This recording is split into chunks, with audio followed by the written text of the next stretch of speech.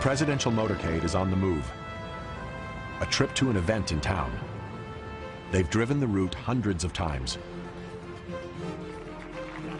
The bubble advances through familiar territory. But familiar never means risk-free.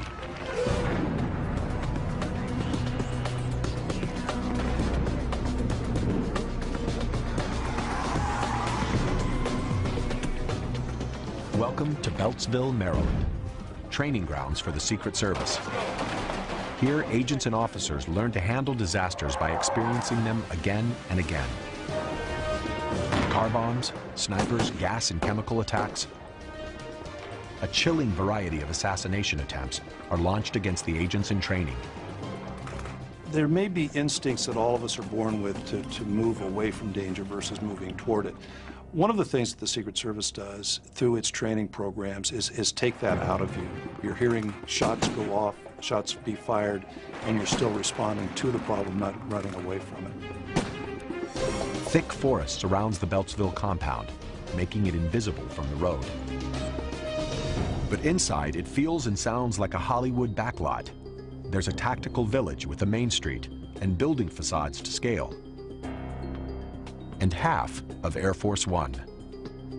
This is where Secret Service agents come to prepare mentally and physically for the worst. Okay, guys, obviously we've given you the worst case scenarios in our training here today. Hopefully you'll be able to respond without thinking, so in the real world, if the extreme happens, you'll be able to do it and be successful.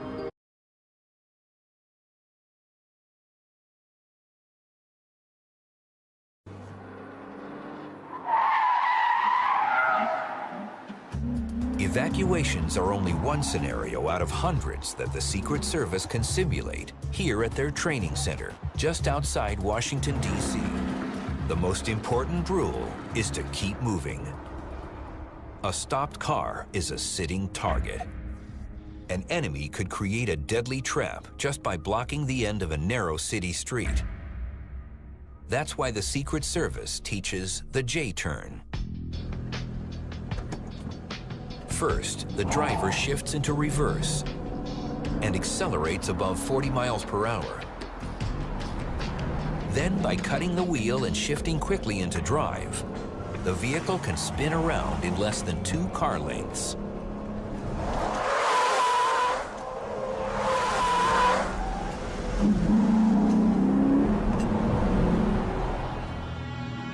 With careful timing, an entire motorcade can reverse direction, even in a narrow street, without coming to rest. Technical driving takes practice in any car, but a few agents must master the techniques in an armored limousine.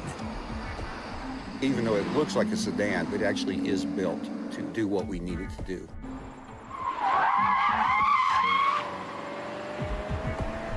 The specs on these rolling bunkers are top secret, but they're said to have armor as thick as a phone book and weigh 4 times more than a stock Cadillac.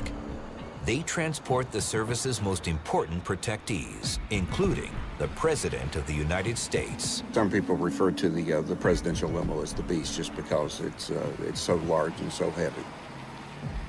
Although the performance figures and the capabilities of it are classified, trust me, it's a very capable vehicle.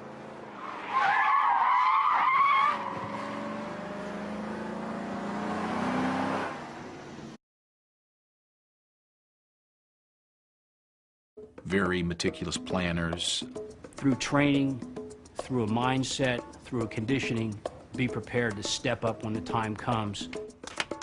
The culture is not the biggest and the strongest that come to the table. It's the swiftest and the smartest that come to the table. Every agent learns how to take down a potential assassin, how to fall out of a moving car, to treat for shock and for bullet wounds. They endlessly repeat hundreds of maneuvers to create a Pavlovian response, a muscle memory, the right reaction to a situation the agents hope will never happen. It's not a, let me stop and think about this for a minute, and then make a decision. It is a reaction that comes from just the constant, repetitive training.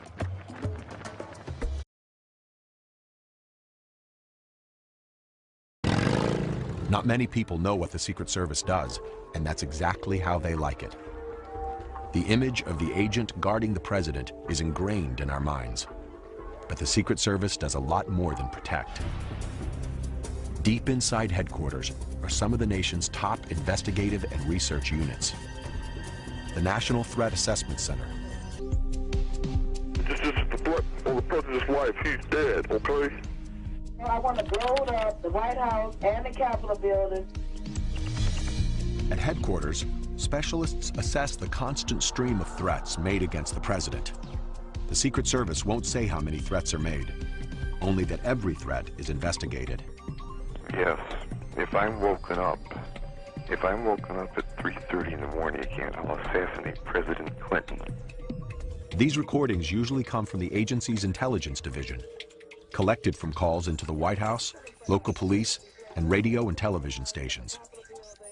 We refer to ourselves as CSI without the commercial. The intelligence division, the counterfeit research unit. When you think of the Secret Service, you think of protecting the president and the vice president, and no one realizes that we do a lot more. The Secret Service was created in 1865 to stop counterfeiters. At the end of the Civil War, counterfeit money was so rampant that it posed a serious threat to the nation's banking system. As much as 1/2 of the nation's money supply was fake. The Secret Service's mission was to restore public confidence in the country's money. The work was considered so sensitive, the identity of the agents was kept completely secret, and a name with an instant mystique was born. Agents who surround the president. But it's another branch called the Uniform Division that's in charge of securing the White House. We're back! This elite force of 1,400 officers has jurisdiction within the White House gates and beyond. The Uniform Division has very broad arrest powers. We can arrest for local offenses in the District of Columbia as well as the federal offenses. Sergeant Scott Saris is an instructor at the Secret Service Training Center outside Washington. We were given rare access to the 550-acre wooded facility. It features a mock-up of Marine One and Air Force One. A street set that would be the envy of any Hollywood director is used for simulations of high-intensity scenarios. We're going to give them a lot of repetitions, and we want to give them repetitions to where they are able to just react as opposed to having to think. More than 16,000 applied to join last year. Just 200 were chosen.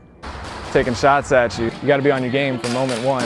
You can't have first day jitters or anything like that, because that could be the day that something bad happens.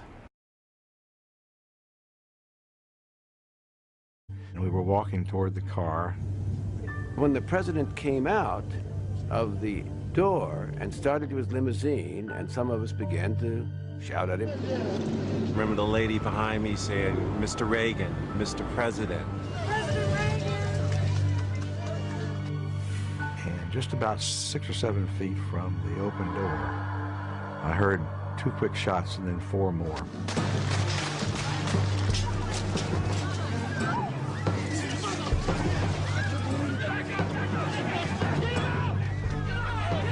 The first 2 shots hit Mr. Brady and Officer Delahanty, and the third one hit McCarthy because we're pushing the president behind McCarthy.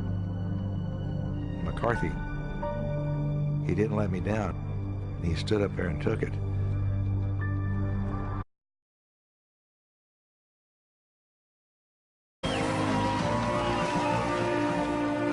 It was an incredible experience.